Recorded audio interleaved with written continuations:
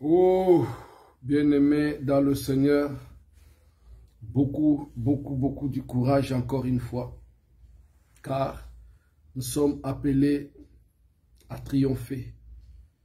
Oui, parce que tous ceux qui sont nés de Dieu ne peuvent que triompher. Tous ceux qui sont nés de Dieu ne peuvent que triompher. Oui, bien-aimés dans le Seigneur, parce que nous sommes appelés à triompher le monde. Parce que notre Dieu a vaincu le monde. Celui qui nous a sauvés a vaincu le monde. Celui qui nous a ouvert la porte du royaume a vaincu le monde. Celui qui nous a cédé sa partie, ce droit, son héritage, a triomphé le monde, bien-aimé dans le Seigneur. Et la victoire qui triomphe du monde, c'est la foi. Donc c'est par la foi que nous sommes enfants de Dieu. C'est par la foi que tout ce que Christ a accompli à la croix de Golgotha nous appartient, est à nous. Et c'est pour nous, bien-aimés dans le Seigneur, qu'il a tout accompli à la croix de Golgotha. Donc c'est par la foi que nous sommes nés de nouveau de l'Esprit de Dieu. C'est par la foi que nous sommes enfants de Dieu. C'est par la foi que nous sommes membres du royaume. C'est par la foi que la victoire nous a été léguée. La puissance nous a été léguée. Le pouvoir nous a été légué, l'autorité nous a été léguée. C'est par la foi, bien-aimés dans le Seigneur, que nous devons triompher. Nous devons vaincre avec ces pouvoirs. Nous devons vaincre avec cette autorité. Nous devons vaincre avec cette puissance. Ne gaspillez pas le don de Dieu, bien-aimés dans le Seigneur. Parce que la Bible nous dit encore que parce que nous travaillons avec Dieu, ne recevons pas la grâce de Dieu en vain. Si nous recevons la grâce de Dieu, bien-aimé, pour le consommer, consommer la grâce. La grâce est la plénitude de la divinité en nous. La grâce est la plénitude de l'autorité et du pouvoir de Dieu en nous.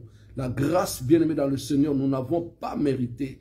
Et ce n'est pas par notre force ni par notre puissance, mais par l'Esprit de Dieu, le don de l'Esprit de Dieu, qui a été, bien-aimé dans le Seigneur, manifesté le jour de la Pentecôte, bien-aimé dans le Seigneur. La promesse la plus excellente, bien-aimée dans le Seigneur, et l'absolu de notre vie, nous qui sommes l'Église. Croyons, bien-aimés dans le Seigneur. Faisons encore confiance à la parole de Dieu.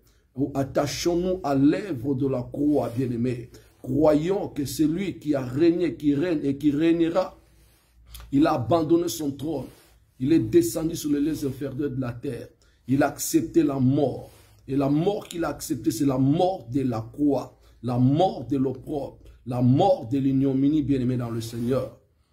Et tout ça pourquoi? Pour que toi tu sois libéré, tu sois délivré de l'envoûtement démoniaque, tu sois délivré des chaînes démoniaques, tu sois délivré, libéré de l'emprisonnement démoniaque, bien-aimé dans le Seigneur. Et si nous sommes en Christ, bien-aimé, croyons que nous avons vaincu l'ennemi avec lui. Nous étions morts autrefois, mais nous sommes ressuscités avec lui, bien-aimé dans le Seigneur.